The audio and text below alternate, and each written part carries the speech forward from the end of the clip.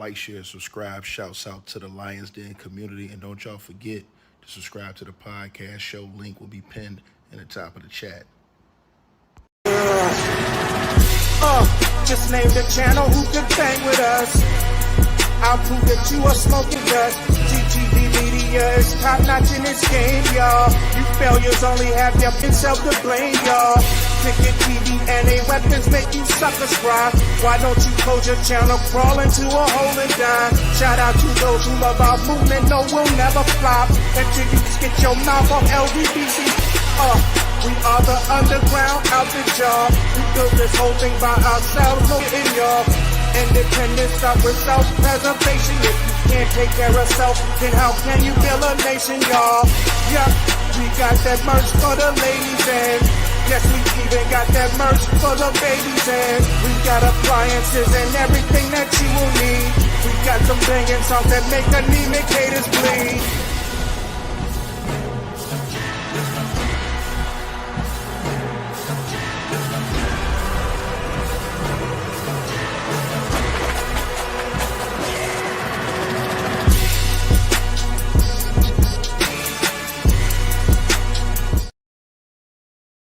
All right, man. Salute everybody for tapping on in. Like, share, and subscribe as y'all come on in the building. And we definitely going to get into this video. Hold on, you guys. My bad. Hold on, I forgot to turn my damn phone off. Hold on 1 second, you guys. Hold on. Give me 1 second, you guys.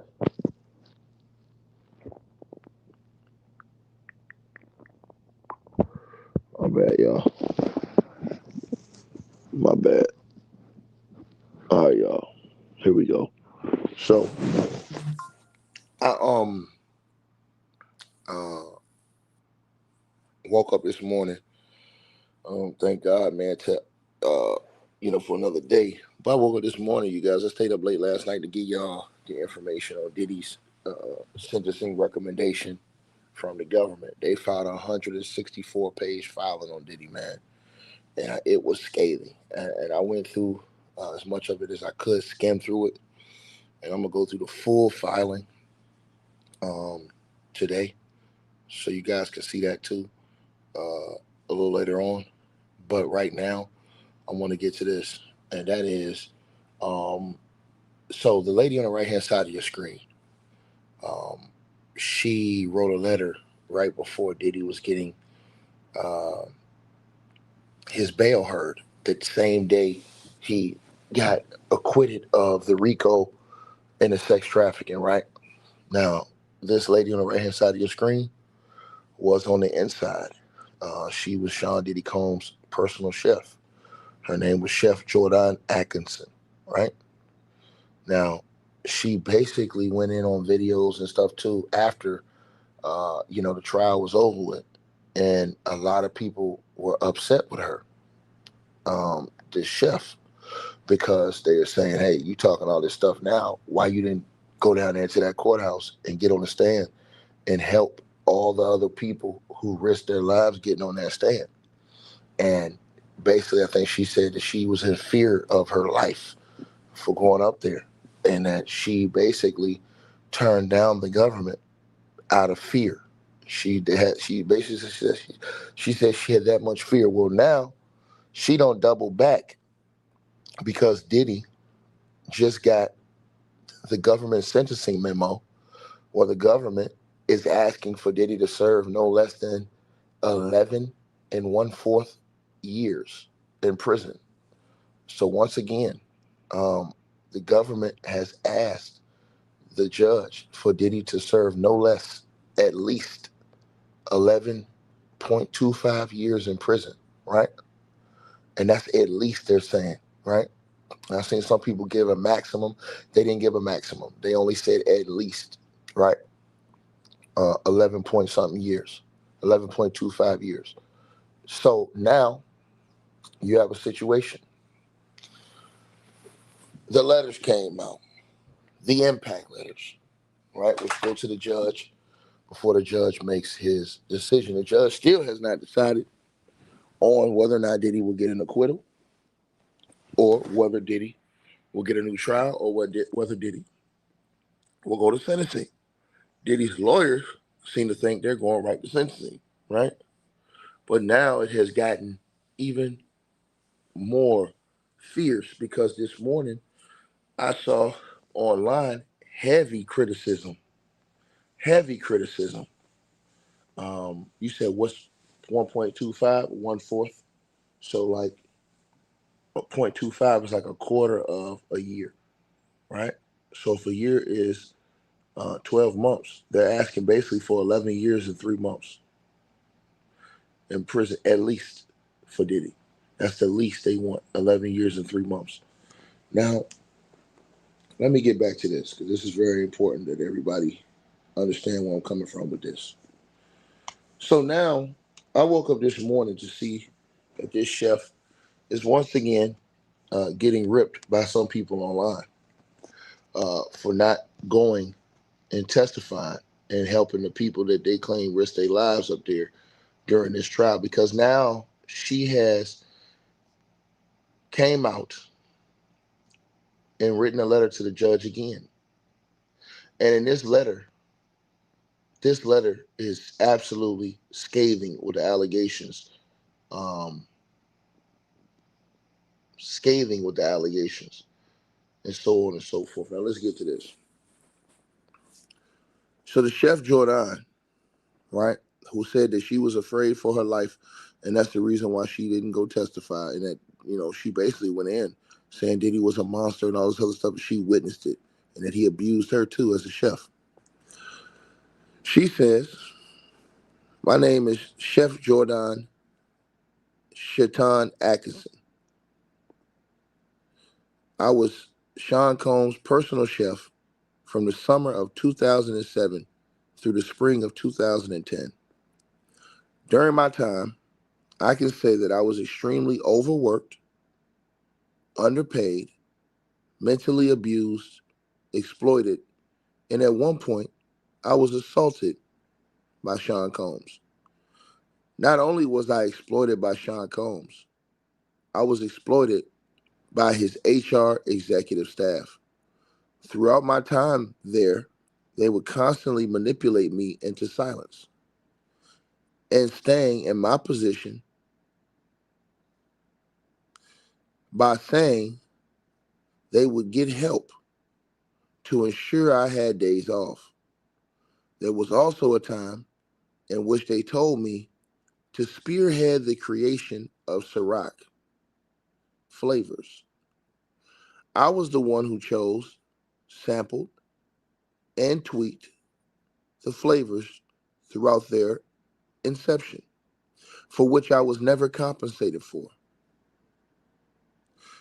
This was the most iconic, or most toxic, and abusive workplace environment I've ever been in my entire career.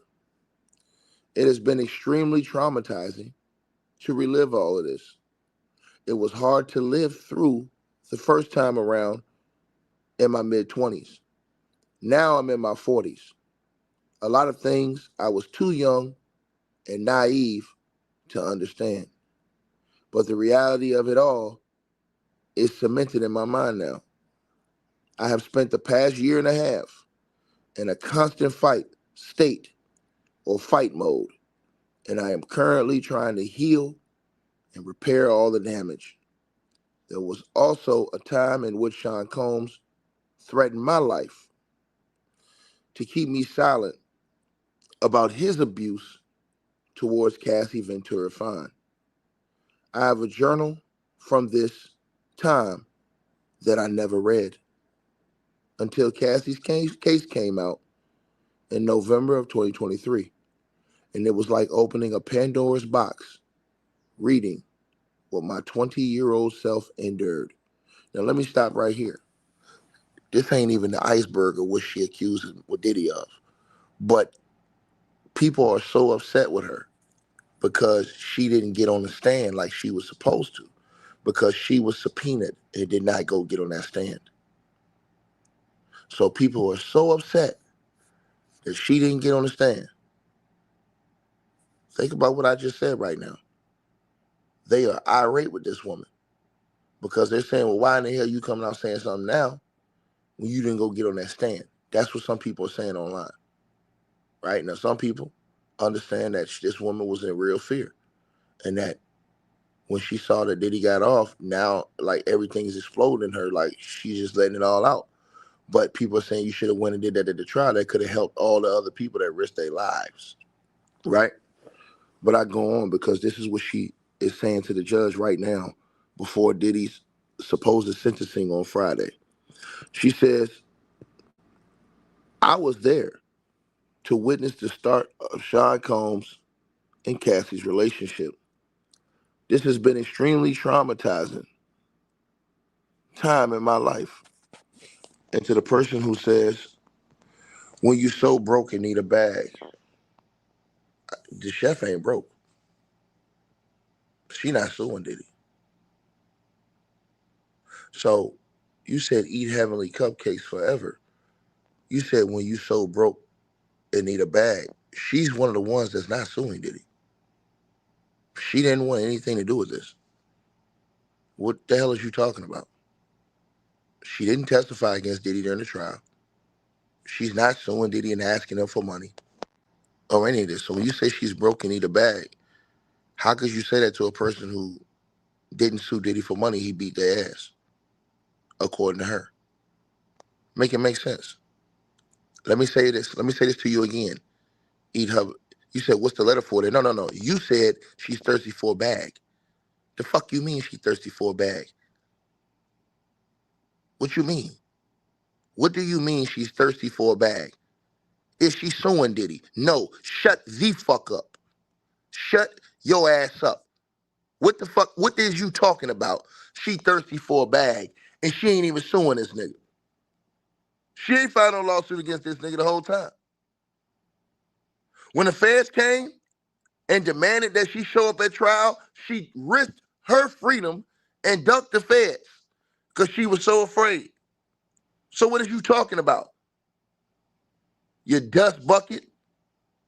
What are you talking about for money? Make it make sense. See, you got to answer that goddamn question today. I don't want to hear none of this shit. You said every man in America buy P. If that's the case, Trump should be locked up. I agree.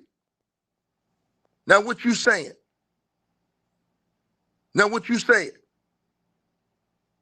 What does buying P have to do with her being a chef cooking for this nigga?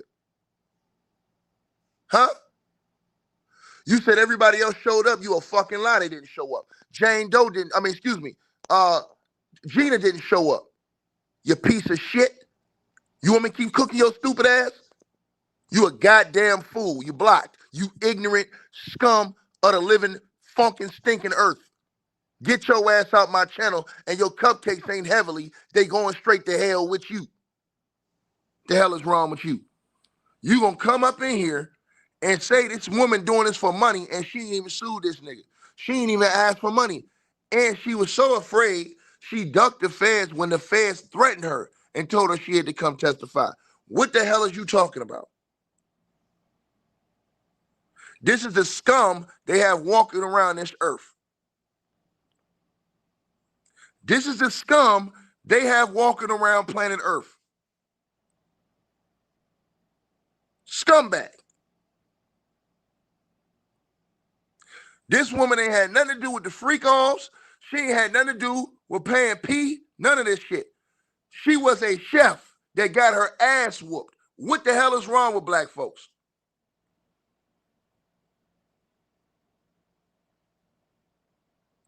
Make it make sense.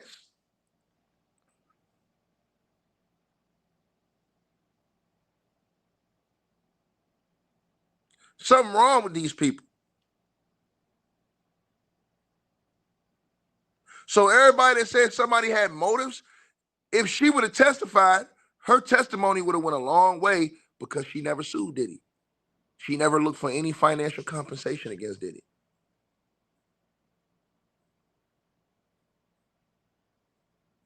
That's why people was mad at her. But she said that she had fear for her life. See, people, it's easy for people to come on YouTube and say anything they want to say until you in that situation. But you gonna bring your stinking ass on this channel, running your mouth, talking about some, oh yeah, it's for money, it's for money. How is it for money if she ain't suing a nigga? She ain't asked for $1. She has not sued Diddy. So how is it for money? How was her sending a letter to the judge ahead of Diddy's bail for money? Make it make sense. You people will say anything and sound like a damn fool saying it. And shout out to Olivia with a $150 donation in the Cash App. Salute to you. I appreciate that.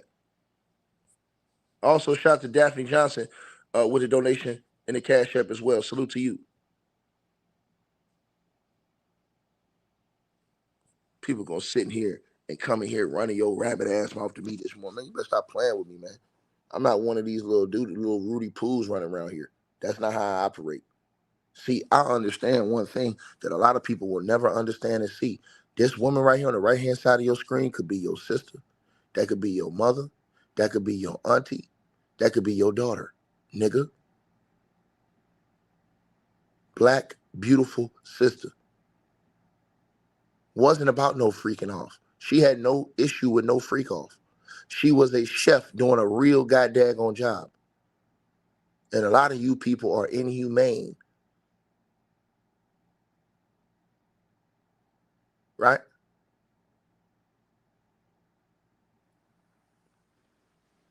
She had nothing to do with the sex part. None of it. Imagine being a chef going to work getting your ass whooped. A female chef. Going to work and getting your ass whooped. Make it make sense.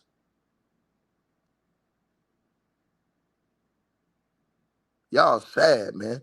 This is the state of black folks. Scumbag. They act like they care about black folks. They don't give a fuck about black folks. They care about they black folks. If it was about all black folks, they would care when people like this getting the shit beat out their ass. And then they'll say, oh, well, why you ain't say nothing then? But then when they say something, they get mad when they say something and call them all liars and hoes. That shit disgusts me, man. I'm telling y'all this shit. And that ain't simple. That's protecting the fucking community, nigga. From scumbag like this nigga. So she said, I was there to witness the start of Combs and Cassie relationship. This has been an extremely traumatizing time in my life the past year and a half. Having to unearth the past and relive it all again. I never forgot what I experienced during my time there, but I for sure buried it in order to survive. I've spent the last 18 years building my career in the high-profile sector. And this case has destroyed the life I worked so hard to create. When you become personal staff to high-profile people, you become part of a secret society. Discretion is the foundation. I didn't willingly participate in this case. What I recognize now, this is what happens with collective silence.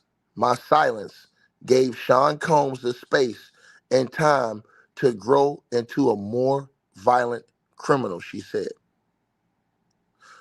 When I started working with Sean Combs, he and Cassie were in the grooming phase.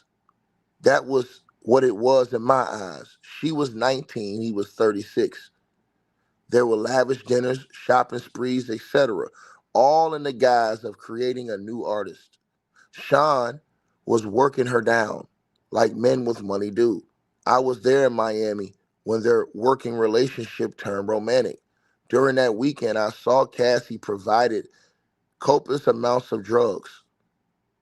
I encountered her extremely high out of her mind, and I offered her food to help bring her down. I witnessed Sean cursing his assistant, David James, out for not having condoms on the yacht. I remember thinking it was crazy and gross, Like, why is he so mad about condoms not being on the yacht? It's never that serious. It stuck out in my mind because that's when I knew this was no longer a working relationship. They were both extremely high the whole weekend. And really thereafter, I saw Sean abuse prescription meds, weed, and X. Throughout those early months, it was heavy drug use. I saw him be extremely controlling, and I would say there was an obsessive nature about them. He would go on drug binges, and he wouldn't let any of us sleep, let alone get any breaks. I was working 17 to 21 hours, 7 days a week, a day. She was working 17 to 21 hours every single day each week, no days off. I worked for almost 2.5 to 3 months straight until I had my first day off. He screamed and cursed at me when he saw me having a casual conversation with Cassie. He said that I wasn't supposed to be talking to her if it wasn't about food. He also cursed me out when he saw me speaking to guests at one of his parties. He was watching me from across the room. Then he pulled me aside and said I wasn't supposed to be talking to his friends, that he didn't work all these years for me to come and steal his relationships. Sean Combs would cure me out if I fled, curse me out if I fed people without his permission. He made me feel like I had to look at the floor and not make eye contact with guests. I'd say like a pimp does to his women. During this time in November of 2007, while at the Miami estate, I witnessed Sean Combs get aggressive and borderline violent with the estate manager, Amanda. He was enraged by the fact that Amanda was allowing her house staff to eat. When Sean Combs questioned her about it, she lied and said she never told me to feed them. Amanda and I actually got into a disagreement about feeding the staff because I told her I wasn't being paid to do that. I actually called human resources to get clarity. They informed me that I was supposed to feed them. One day, Sean Combs observed the groundkeepers making themselves a plate, even though I said they shouldn't, because he hadn't even eaten yet himself. Of course, they are making their plates. He comes downstairs. Once he sees this, he immediately starts screaming and cursing about who told them they could eat. I stood there silent. I didn't want to get anyone in trouble, and I could tell he was furious. Ultimately, Sean Combs' security told him that Amanda told me I was supposed to feed them.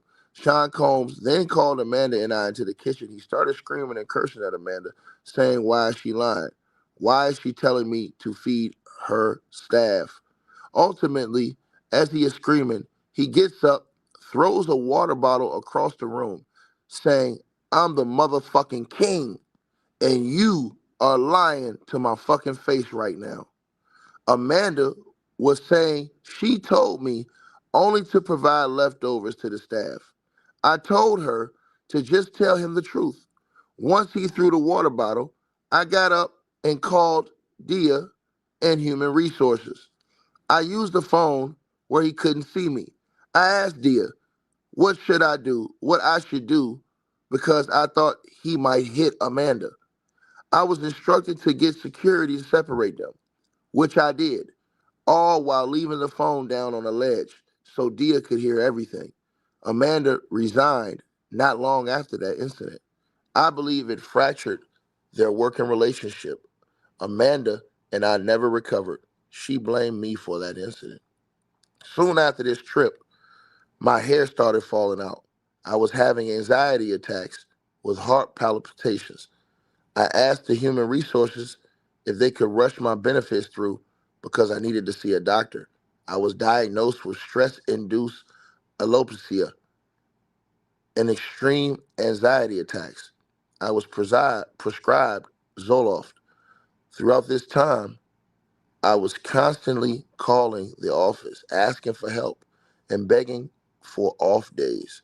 When you work 17 to 21 hours every single day, you never really rest because your body and your mind is still racing when you lay down. By that time, you have to get up for the next day. Human resources kept stringing me along, saying they would get me help so I could get days off. I was so young, and I just wanted to prove I could do it. So I stayed, thinking at some point things would change, but they never did. In April of 2006, at the Alpine, New Jersey estate, Sean Combs physically assaulted me. We got into a heated argument, and I quit, which enraged him. He kept saying I couldn't fucking quit on him. As I was walking out of the house, he was following me, screaming, cursing, berating me. Once at the door, and it opened, Sean Combs used all of his might to push me out of that door. I went flying into the air and ended up on my elbows and my behind. But there were 2 steps to get up into the house, so it was pretty hard fall. I called the police, but hung up. I called Human Resources, and I told them I was going to sue him. Ultimately, Human Resources told me that I would be blackballed and my career would be over if I sued Diddy. They said that Sean had the power to blackball me and would end my career when it had just started. I chose my career and I stayed quiet. I left for a few months, but was asked to come back. I was assured this would never happen again, that Sean Combs would apologize and that they would find help so I could get days off. Human Resources said they would look at budgets for a pay increase. At this time, I was only making $65,000 a year. I wasn't working after I left, so when they called, I went back. Sean apologized, but none of the other things ever happened. In 2006 or 2009, she blacks that whole part out. She said something from 2006 or 2000 or 2008 or 2009. She blacks that whole part out. And she says, Genevieve called the office, and I went to the kitchen phone to call 911. I was told to hang up and that they would send these private doctors over. Let me tell y'all something. I think that part is blacked out because I believe, and I'm just going to tell y'all like this, I believe another indictment's coming on Diddy. And I believe that some of the information they're keeping out of the public eye for when that indictment hits. I think a new indictment is coming against Diddy. That's what I believe. I believe that. Shout out to Thomas Stewart coming through with a $50 donation this morning to Cash App. Salute to you, brother. I appreciate it, man. You know what I mean? He said they love black people until it doesn't benefit them. Man, I'm trying to tell you, bro. I'm trying to tell you, dog. Shout out to Red Bunny with the donation. Says, thank you for taking time out to read this. Appreciate everything you do for us. Diddy's done. Yeah, man, like I said, I just don't respect no nigga like this. I don't care what nobody say, bro. I just can't respect no nigga that move like this, bro. All these people ain't lying about this man. And I already know what the biz is. All these people not lying about this dude. This dude is scum. You know? It's simple as that. But I believe with these parts that's blacked out, I believe, because remember I told y'all it was parts that was blacked out in the government's filing last night. I believe that there is a new indictment that they're working on Sean Combs. I'm telling y'all this. There's too much stuff that's still being redacted and blocked out in these write-ups. So it might be information that wasn't used in the other trial that's used in a different trial, in my opinion. Now, she says Genevieve called the office and I went, and this is in 2008, 2009, and they blacked out a whole line. I don't know what it says. But she said I was told to hang up and that they would send his private doctors over. I was told to leave. The incident was minimized. Human Resources said that Sean Combs had a reaction to his prescriptions and meds and alcohol. I told Human Resources I knew what a blank was, but I let it alone. Sean Combs had some of his prescriptions added to my prescription pickups a few times in Miami, but these incidents were examples of how much I assumed rich people do things so that the public doesn't find out their personal business, not understanding that some of this was illegal. Now, in 2009, I was in LA. I was informed by Sean Combs' security, Roger Bonds, that Sean Combs brutally, right, beat Cassie, and that Roger Bonds thought Sean Combs was going to kill Cassie. I was shocked as Roger Bonds detailed the beating. He said that Sean Combs was punching her in the head and stomping her out inside the car. That's another thing. The government didn't call Roger Bonds. Roger Bonds was right there. They couldn't call Bonds. Bonds was on here doing interviews on the internet telling that punk ass Weasel DJ Vlad all this stuff. They could have called Roger Bonds down there and that would have wrapped all this shit up. They would have called Roger Bonds down there. Because Roger Bonds worked as Diddy security. It'd have been hard for them to get past that. The fact that they didn't even call Roger Bonds let y'all know that Maureen Coleman was on cap. They didn't even call Roger Bonds, his own security guard. That nigga is on YouTube telling y'all what happened. You don't think he's going to go down there in the courthouse? They trying to bring his ass down there. That's why I told y'all. They really messed that case up. But let's get back to this.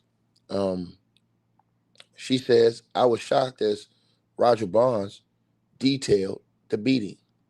He said that Diddy was punching her in the head and stomping her out inside the car. At one point, Cassie ran from the car and was dragged by Sean Combs through the concrete back into the car. Genevieve, the assistant, was in the car, and she was trying to break it up too. Roger Bonds was concerned about Genevieve and said that she was hyperventilating.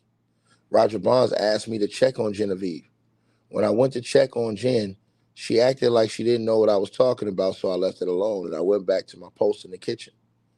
Sean Combs came into the kitchen, screaming and cursing in the kitchen. Chef, why you in my motherfucking business? What goes on in my relationship is my motherfucking business. I will fucking end you if you tell anyone. I took this as he would kill me. And you know better not to tell anyone in the office either, he said, which made me realize Human Resources told him I called them about the incident in Miami with Amanda. Up until that point, I don't know what Human Resources told him about me reporting the Miami incident. I believe that Sean Combs would kill me. And if I told anyone he was beating Cassie, so I remained quiet. A day or two later, his assistant, Genevieve, and I took a bag to Cassie at the London hotel. I saw bruises on her face and arms. We never discussed it. We acted like nothing happened. Over the course of my time working with Sean Combs, I saw hotel rooms be set up with lights, sheets, baby oil, Astroglide. I had always assumed it was freaky things going on, but never knew the extent. I dared not ask either. I saw Sean Combs yell and scream and berate staff and artists, employees, and girlfriends. He was always mentally and physically abusive. I saw Cassie bruised on 2 other occasions in Miami and LA, but never questioned it. Sean Combs weaponized food, sleep, and breaks. We were not allowed breaks. We often snuck out to eat. I would sneak food to feed the staff.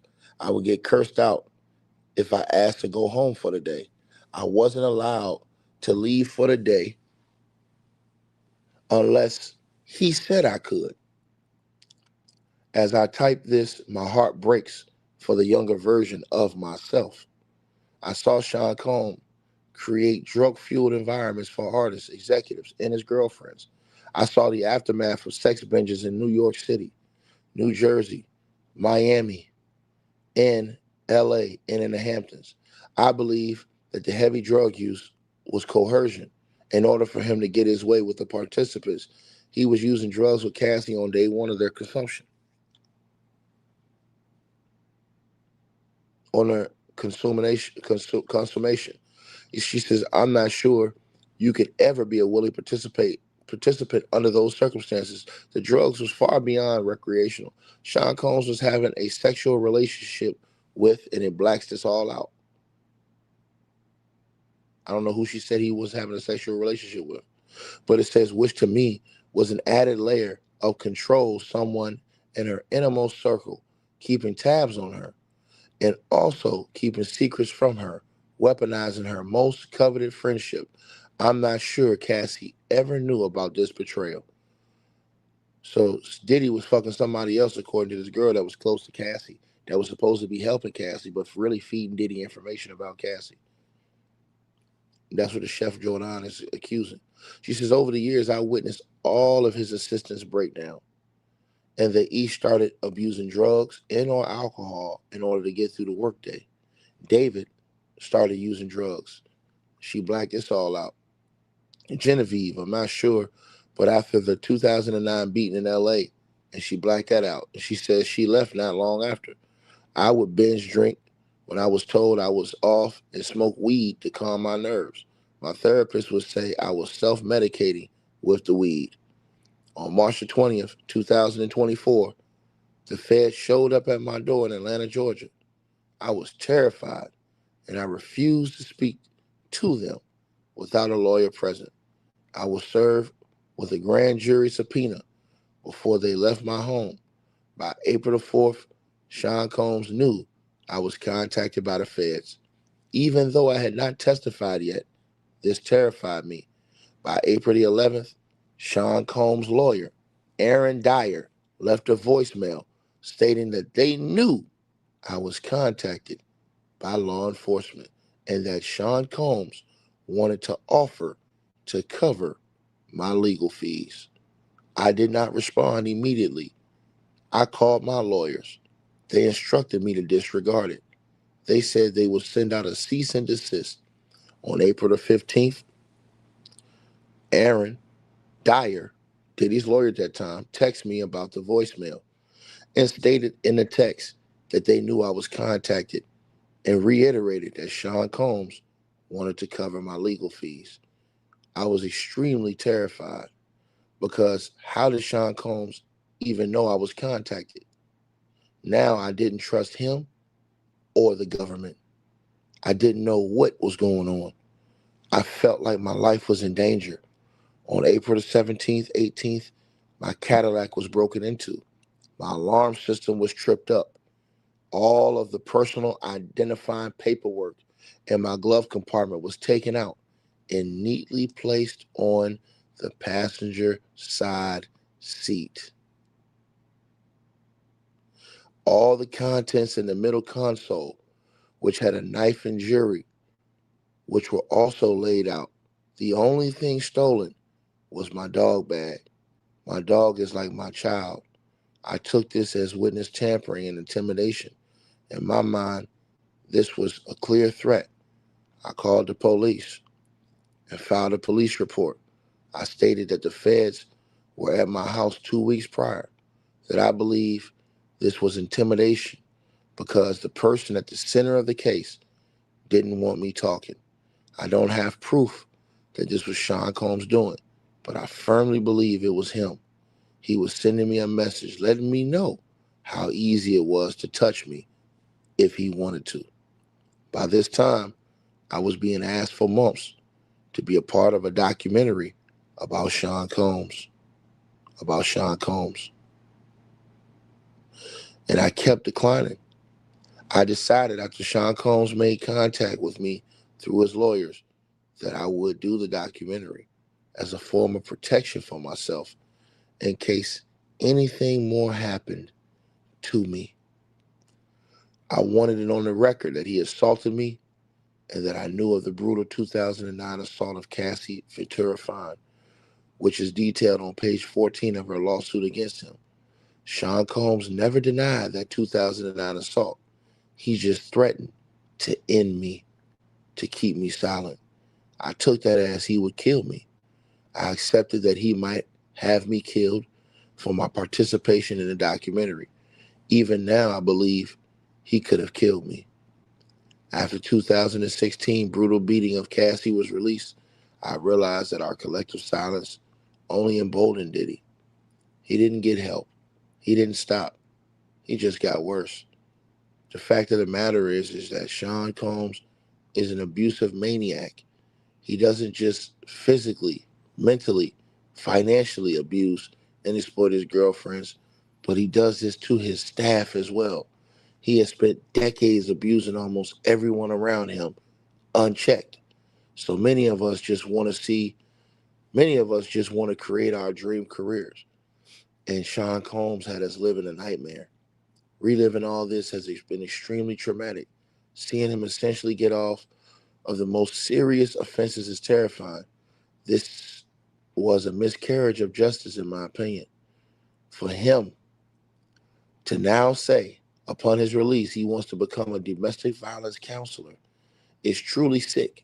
Him and his legal team should be ashamed of themselves.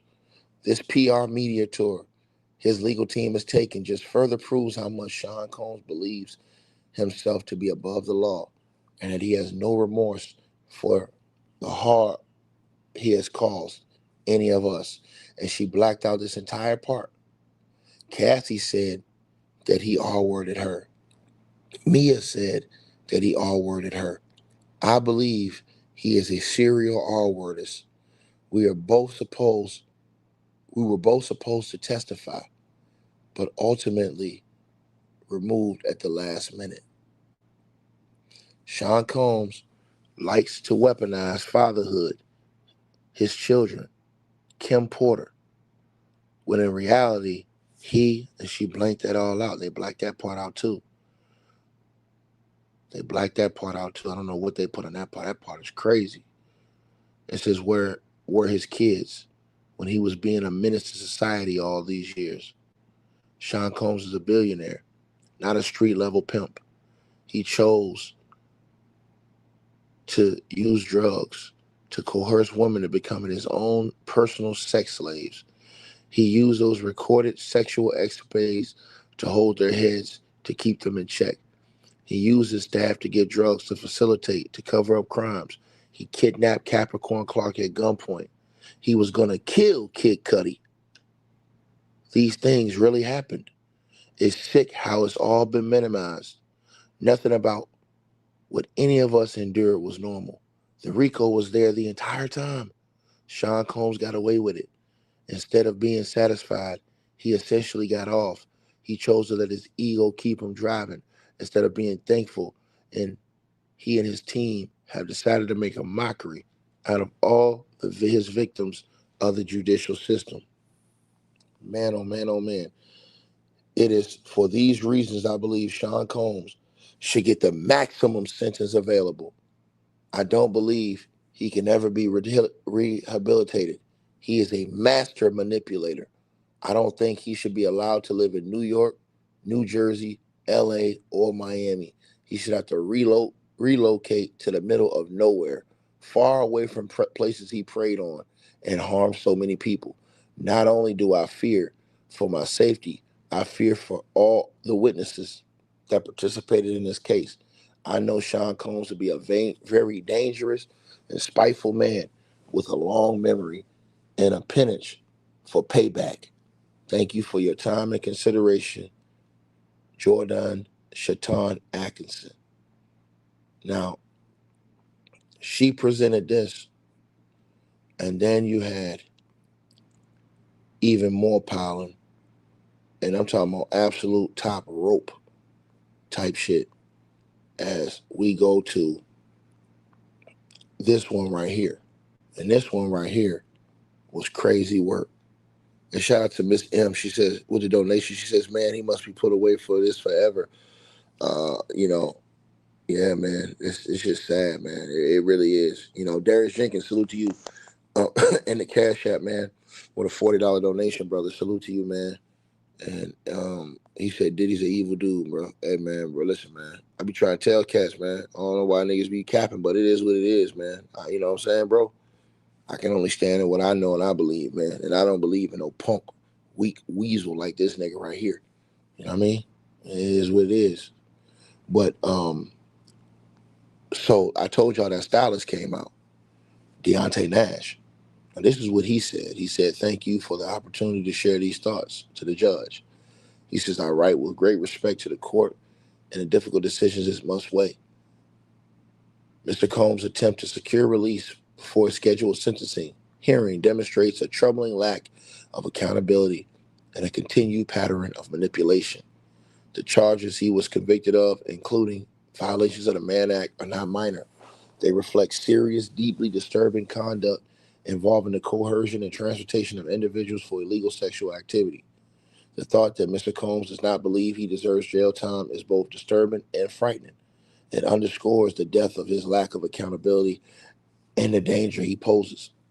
Someone who refuses to acknowledge that they have caused the harm they have caused, who believes they're above the law, demonstrates the same pattern of manipulation and abuse that have impacted so many lives. The fact that Diddy believes that because he harmed people he claimed to love or called friends, he somehow deserves leniency is outrageous. That sense of entitlement makes his actions even more sickening. Yet Diddy continues to treat this process as negotiable, as though he is merely managing a legal inconvenience rather than confronting the consequences of federal crimes. His efforts to preempt the court's process show not only a lack of respect for the justice system, but also a refusal to acknowledge the severity of his actions. At one point, there was a public indication that Diddy intended to seek professional and mental health treatment. Whether that ever occurred remains unclear. What is clear, however, is that there is no has been no visible movement towards accountability.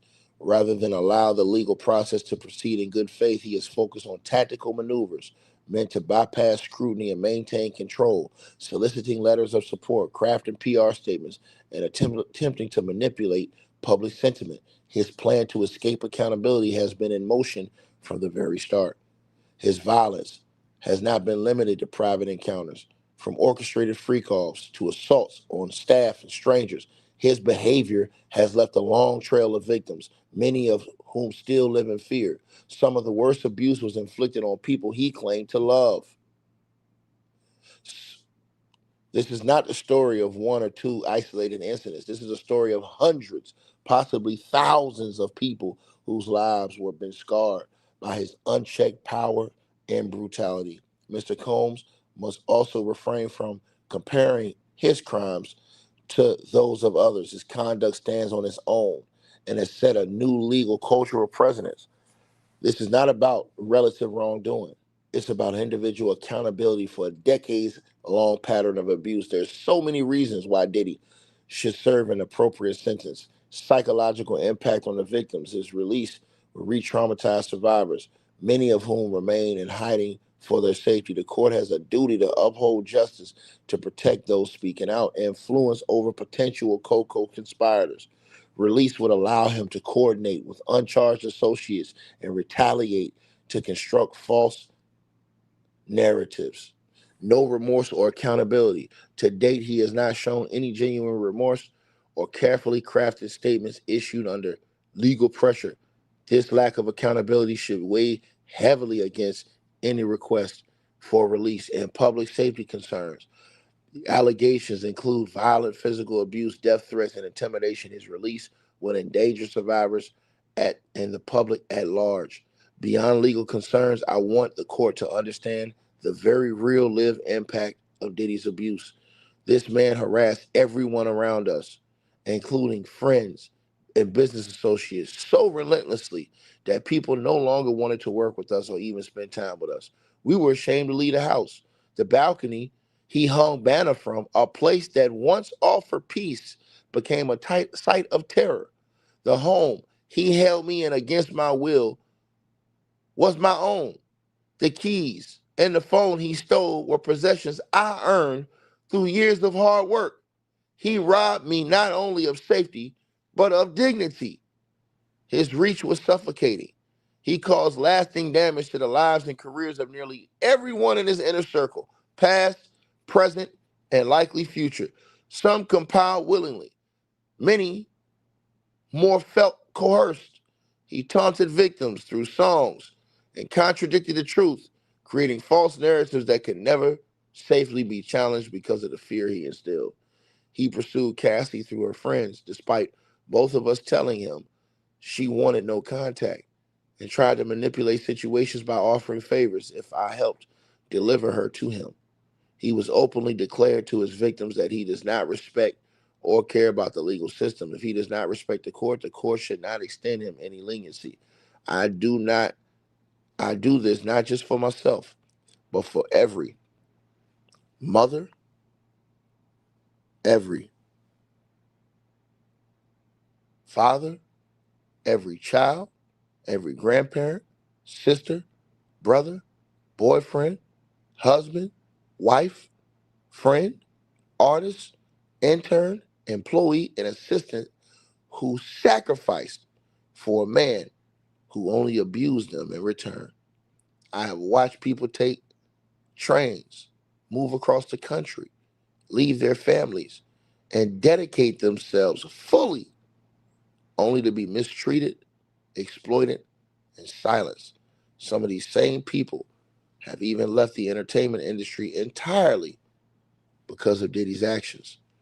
The issue is not only about violence, but about secrecy.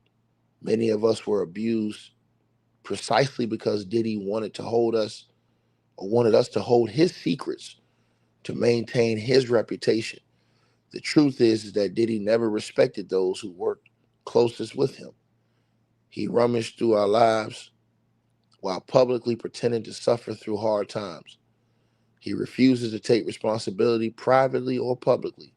The abuse was deliberate. The control was relentless. The damage was lasting. The same ailments Mr. Combs now claims as an excuse are the very ones he has carried him throughout his years of touring, conducting businesses, and abusing those around him. They never stopped him from being violent, abusive, or intoxicated when he left his own devices. They should not serve as an excuse now. True change cannot exist without acknowledging the harm one has caused. Claiming to have changed while continuing to defend the very behavior that led to his incarceration is not accountability, it is avoidance. Mr. Combs repeatedly shifts between denying responsibility, seeking sympathy, and reshaping the narrative to suit his immediate needs. Real transformation is consistent, honest, and uncomfortable. It does not depend on who is watching or what the outcome is desired. Until he confronts his actions as wrong and takes full responsibility, any claim of change is hollow. I do not expect him to be in jail forever, but I'm praying for a sentence that allows the victims to heal and encourages Diddy to genuinely change. For all of these reasons, I respectfully urge the court to deny his request for early release and deny his 14-month suggestion. He has been fighting the truth for the past year, and this ongoing denial is causing additional harm to the mental well-being of the victims. Survivors deserve safety. The public deserves protection, and justice demands accountability. Judge, this is not a good man. Thank you for your time, Judge. Armed Submarinian, your consideration means a great deal to me and the victims. Respectfully, Deonte Nash. And I'm pretty sure he said that flaming like a mofo. You already said that, flaming like a mofo. But here we go, y'all. We got to get to this one. Because this one right here, man, and this is going to be the heartbreaker, man. I'm going to tell y'all something, man. If y'all ears cannot hear what I'm going to say, just leave now. Because, this one right here, you guys, this is going to, so this is Cassie's parents, Cassie's mother and her father.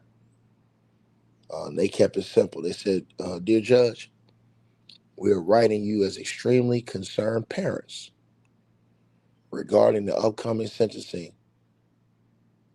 of the defendant referenced above, Sean Combs.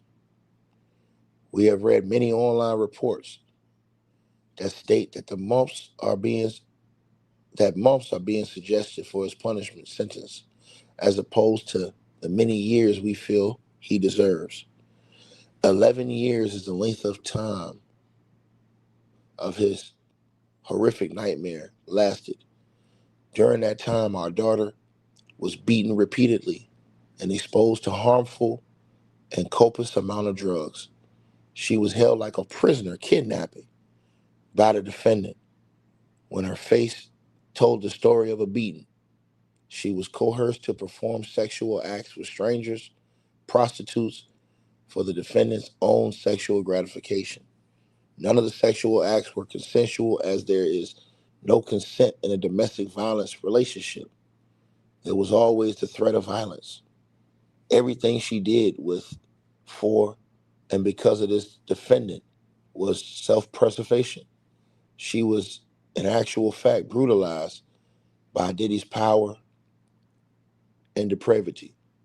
Our daughter is dealing with the psychological, emotional, as well as physical aftermath of the abuse she endured at the hands of this man.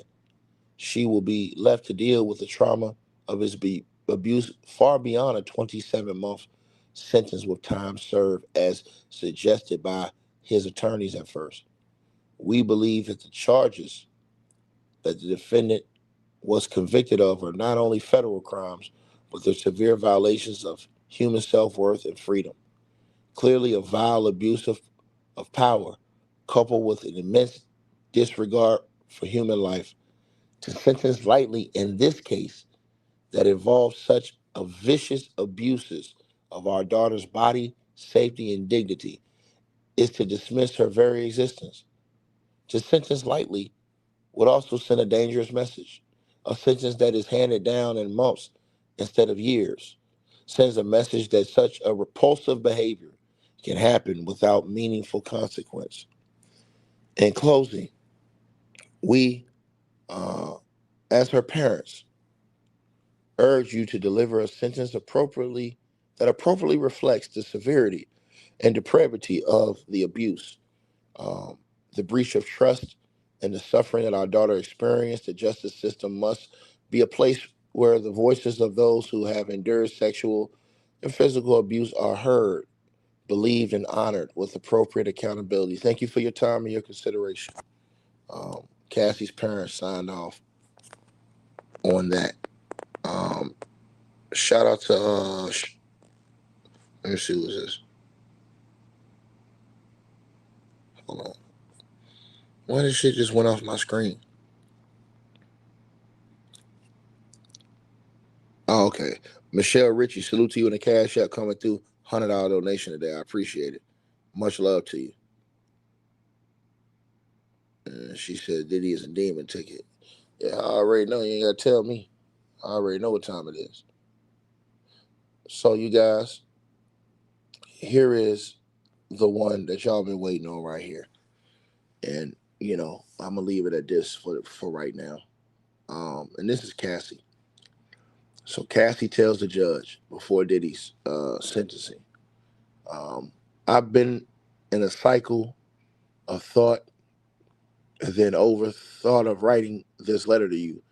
If there is one thing that I've learned from this experience, it is that victims and survivors will never be safe. Although I can hope for justice and accountability, I have come not to trust anything. I hope that your decision considers the truths at hand and that the jury failed to see. For 4 days in May, while 9 months pregnant with my son, I testified in front of a packed courtroom about the most traumatic and horrifying chapter of my life. I testified from age 19. Sean Combs used violence, threats, substances, and control over my career to trap me in over a decade of abuse. He groomed me into performing repeated sex acts with hired male sex workers during multi-day freak-offs, which occurred nearly weekly. I was forced into lingerie and heels, told exactly how to look, plied with drugs and alcohol so that he controlled me like a puppet. These events were degrading and disgusting, leaving me with infections, illnesses, and days of physical and emotional exhaustion before he demanded it all again. Sex acts became my full-time job, used as the only way to stay in his good graces. I testified that I learned to read Sean Combs' signals, knowing that when he spoke of free calls, he was demanding them, and that refusing meant punishment, losing my car, my phone, or worse. He controlled every part of my livelihood and threatened to destroy my reputation by leaking sex tapes, a threat that he repeated often. His power over me eroded my independence and my sense of self until I felt I had no choice but to submit. When he believed I had wronged him or was not sufficiently responsive, He also threatened people around me and those close to me, including my family. I regularly worked that, displeasing him meant putting my family and friends' safety at risk. I testified how, beyond these threats, Sean Combs frequently used violence to get his way. Over the nearly 11 years we were together, Sean Combs would hit me, punch me, stomp me on my face, pull my hair, and throw my body to the ground against the wall. The jury saw the pictures and bruises on my back from Sean Combs kicking me and saw the deep gash over my eye he caused when he slammed me into the bed frame. The entire courtroom watched actual footage of Diddy kicking and beating me as I tried to run away from a freak off in 2016. People watched this footage dozens of times, seeing my body thrown around on the ground, my hands over my head, curled in a fetal position to shield the worst blows. The physical violence caused the bruises that makeup artists paid for by Sean Combs would cover up, as well as permanent scars all over my body. Uh, During my time with Diddy, I was in constant state of hyper vigilance. Um, I was always anticipating demands for sex acts or otherwise fearing retribution for any perceived slight. My descent into substance abuse was directly correlated with his increased control over my body, my money, my freedom, and my free will. I used those drugs to push through the horrifying sex acts he demanded and to numb myself to the physical pain and emotional turmoil I constantly uh, was in. Now, while the defense attorneys at the trial suggested that my time with Diddy was akin to a great modern love story, nothing could be further from the truth. Nothing about this story was great, modern, or loving. This is a horrific decade of my life stained by abuse, violence, forced sex, and degradation. I spent the last 7 years of my life slowly rebuilding myself, physically getting clean from the drug abuse Sean Combs forced and encouraged, and mentally understanding how to live with a seemingly insurmountable level of trauma. And the horrors I endured drove me to have thoughts of unaliving myself, ones I felt I almost followed through on. She said she almost took her own life. If not for my family's intervention and the urging that I seek professional care, I have been able to um, rehab and have taken part in dozens of types of therapy uh, modalities to confront, compartmentalize, and cope with the horrific memories of sexual and emotional abuse I endured for nearly 10 years. Uh, while that While what he did to me is always present, I am slowly learning how to live my life free of the fear and the horrors I endured. And in doing so, I'm fully devoted to my husband and my children. I still have nightmares and flashbacks on a regular, everyday basis and continue to require psychological care to cope with my past. Now, my worries that Sean Combs or his associates will come after me and my family is my reality. I have, in fact, moved my family out of the New York area, and I'm keeping as private, as quiet as possibly I can because I am so scared if he walks free, his first actions will be swift retribution towards me and others who spoke up about his abuse at trial. As much progress as I have made in recovering from his abuse, I remain very much afraid of what he is capable of and the malice of he undoubtedly harbors towards me for having the bravery to tell the truth. Now, his defense attorneys claim he's a changed man and that he wants to mentor abusers. I know firsthand what mentorship means, and this disgusts me. He is not being truthful. I know that uh, who he was to me, the manipulator, the aggressor, the abuser, the trafficker, is who he is as a human. He has no interest in changing or becoming better. He will always be the same cruel, power hungry, manipulative man that he is. When I came out with my allegations in my civil case, he flatly denied them again and again. It was only after the actual video footage corroborated my exact words and my civil complaint that he issued a sincere apology to the internet. Thanks to the footage and my testimony, This is also something he will forever be associated with for a decade. Sean Combs made me feel powerless and unimportant, but my experience was real, horrific, and deserves to be considered. Now, while the jury did not seem to understand or believe that I engaged in free calls because of force and coercion the defendant used against me, I know that is the truth, and his sentence should reflect the reality of the evidence and my lived experience as a victim, reliving in detail the evidence of the events and truths described throughout the trial in this letter causes me tremendous emotional pain. I'm trying with all that I am to move on. I hope that your sentence decision reflects the strength it took for victims of Sean Combs to come forward. I hope your decision considers many lives that Sean Combs has upended with his abuse and control. I thank you for your time and your attention, man. Oh, shout out to who is this? Shout out to Yolanda, uh, Yolandia, with a donation. Appreciate it. She says, please keep up the fight for the little ones. I'm just gonna speak, you know what I'm saying? I'm gonna speak, how I feel about Diddy. And I just, like I said, I just don't have no respect for this dude. You know what I mean? I don't have no respect for him at all. Period, bro. I mean, listen, we can just stay with the chef.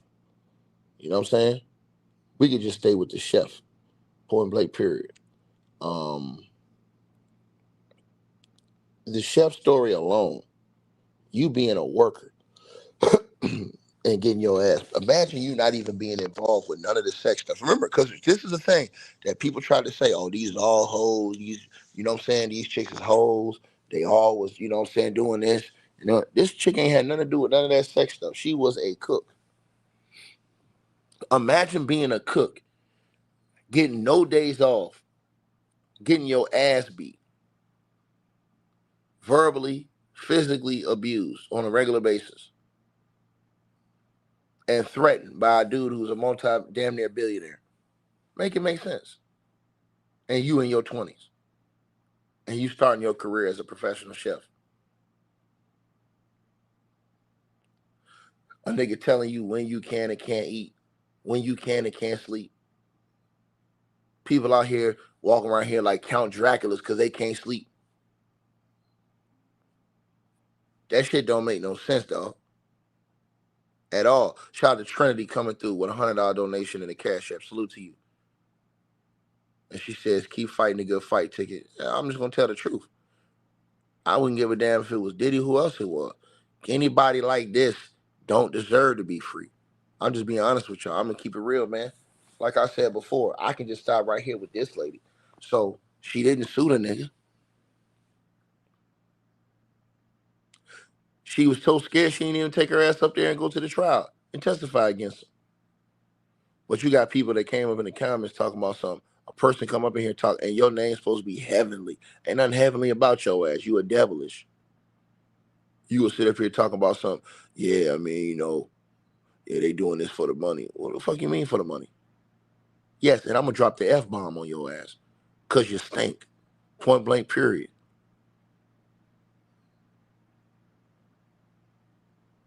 Y'all disgust me, man. You people are a disgrace. I'm telling you this. I have zero level of respect for these capping ass people. All cap. This woman ain't had nothing to do with no sex, none of that stuff. And getting her ass whooped as a chef. Now, and all these niggas out here capping.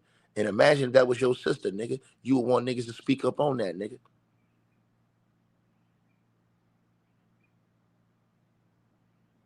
Think about that. You grow up, go to school to study a trade. She go to school to study being a chef. Gets a job with Diddy working as a chef and get to go to work and get her ass beat every day. And told how to live her life. And she ain't got nothing to do with the sex, this freak offs, none of this shit. So you can't call her a hoe. That's not even a man don't do that. And then you got these weak weasel ass niggas on YouTube talking about something they feel like Diddy's being mistreated. Nigga, get the fuck out of here, nigga. Y'all niggas some straight stripping ass hoe ass niggas, man. Because if that nigga was beating on your sister, your daughter like that, you niggas would want to end the nigga. But since it ain't y'all, and y'all the same niggas running around here acting like y'all care about black folks. You lying son of bitches. Because that woman on the right-hand side of your screen, she black than a motherfucker. And she ain't did no freak off with that nigga. She just went to work, cooked some food, and got her ass whooped. According to her.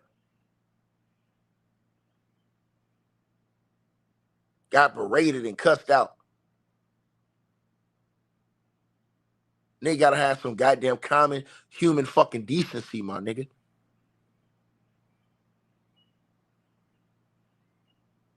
Until we have that, we ain't even gonna have an understanding.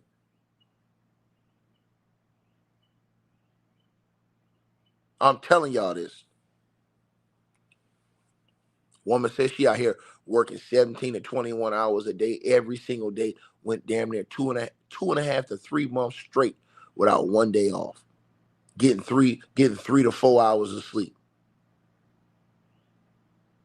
Just to wake up and have this nigga cussing her out and putting his hands on her. Man, y'all niggas crazy as hell, man. This nigga's a psychopath.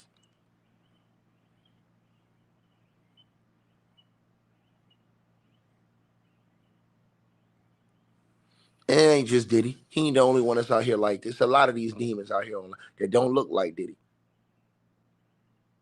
But y'all won't watch those videos.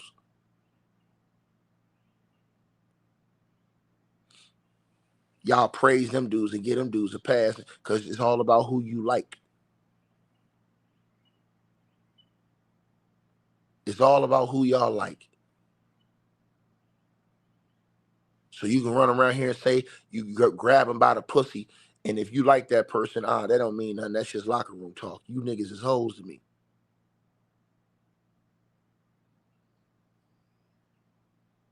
If you gonna call it how it's supposed to be called. Sick weirdos. And he's just one of them. And these people in the highest positions in our country.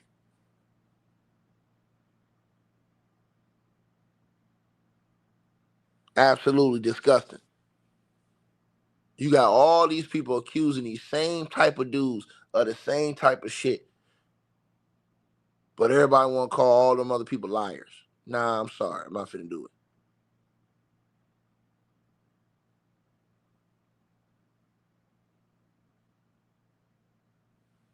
This shit's sad, bro. You could be the president of the United States, get head in the Oval Office, and people will celebrate you and act like you some great man. When you got links to one of the worst people known to mankind. And Jeffrey Epstein. I didn't have relations with that woman. You could be another one that runs around saying, I like to grab them by the peas. They got you on letters and shit, writing all this other stuff, allegedly. And birthday letters. Linked to some of the most disgraceful, disgusting men on this earth, and people just cool with that shit. Then you got another dude that's out here that will bail out his weak, weasel-ass son who got convicted in a court of law and supposed to be doing prison time. This the same punk that goes on interviews and say, hey, man, you ain't black if you don't vote for me. But this is how we celebrate celebrities and people in power and overlook bullshit.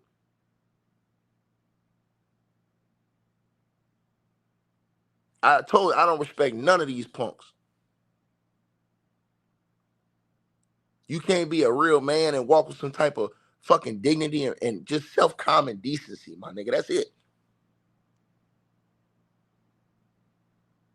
And all the wicked stuff that's been going on behind closed doors for years. And it's not just Diddy. It's a lot of these punks. You got Elon Musk out here talking about, oh, yeah, Trump's in the Epstein files. And that nigga, you in the Epstein files. And they saying that this dude was supposed to be on the island.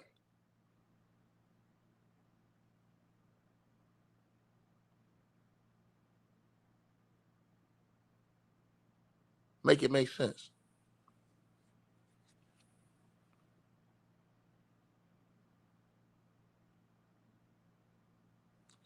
Bro, that's why I told y'all, man. I don't trust none of these punks, man. Straight up, bro. All these dudes. The man daddy got nasty. The man daddy got allegations from his own kids. Elon Musk. His own kids have accused his dad. This is how sick and wicked the allegations are around these people. I'm telling y'all this.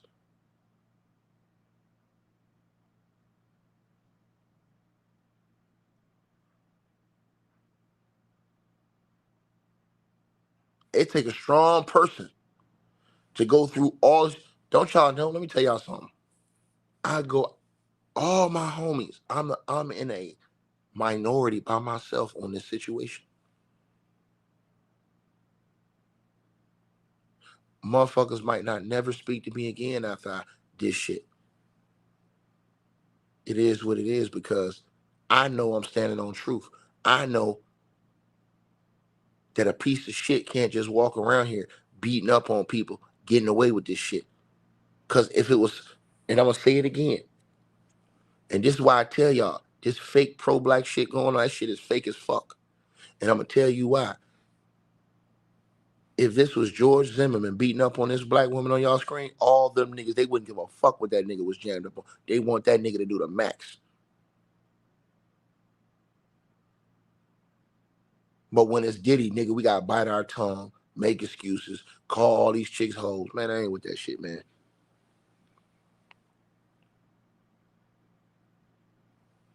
This nigga's a weak weasel. Period. That nigga beat up a chef, nigga. Come on, man. What the fuck is we doing, man? He alleged of beating up a chef, nigga.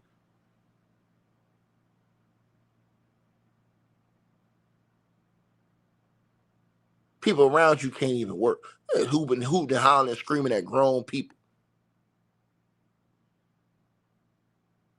Think about this. You go to work for a nigga to be screaming at you all day long, treating you like a little 5-year-old kid. And people got to live through this shit. Why? Because people live through this type of stuff every day. Maybe not on that level, but you go to work, you deal with shit every day at work, and you got to. Why? You can't afford to lose your job. Look at the economy. Look how hard it is for people to get other good jobs that can help keep you stable and keep bills on your table. Help you keep food on your table and your bills paid. Make it make sense.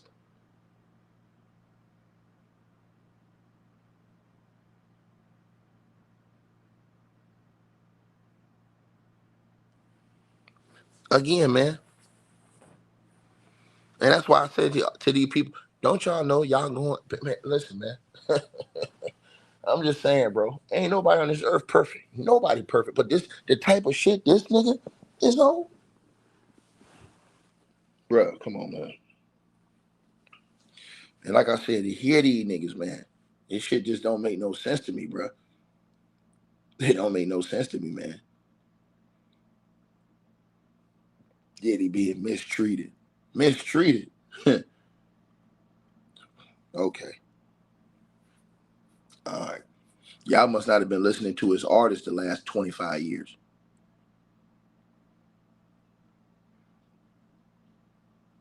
Think about what I just said. Nobody would even risk themselves outside of that weirdo Kanye West to take their ass down to that courthouse to support that man. That should let y'all know something about how people really feel about you.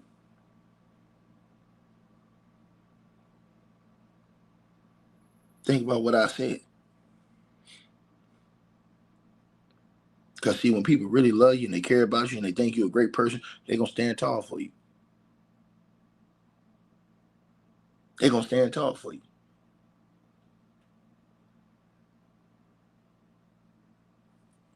But when they know you're a piece of shit, I mean, it is what it is. Damien, you, what's good, man? Salute to you with a donation, man.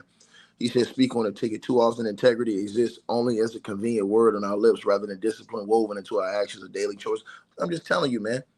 You know what I'm saying? Real leadership is saying, hey, Diddy, man, you a piece of shit, nigga. You on cap. You out of line, nigga. Fuck is you out here putting your hands and beating up all these women and people for, bro? Have some goddamn common human decency, nigga. It's a problem with saying that to a nigga. Have some human fucking decency as a man, nigga. Nobody was brave enough to hold that shit down around him. And that's why you know you ain't really got no good friends. I'm just telling y'all what the truth is. You take it how you want to take it. Take it how you want to take it, man. Shout out to Shantae Wilson, donation to Cash App. I appreciate you, sister. Much love. Y'all already know what it is, man. I'll be back later on, man. I'll let other people cook on this shit, man. Y'all let me know what y'all feel. Like, share, and subscribe, man. Hey, I really appreciate you guys for supporting the channel, supporting the network. Like, share, and subscribe. Once again, there are links. Get the free membership on our website. That way you guys won't miss any of our news update stories or videos. They're all on the website, ticketvmedia.com. You go over there. You can go right to the members part and become a free member. That way you guys will get all the updates. Also, Straight Drought Weight Loss Formula. Make sure y'all go tap in and copy some of that, as well as subscribing to our podcast show. Link will be pinned at the top of the chat down there below. And also, we just appreciate all y'all who support the channel. Cash App, PayPal.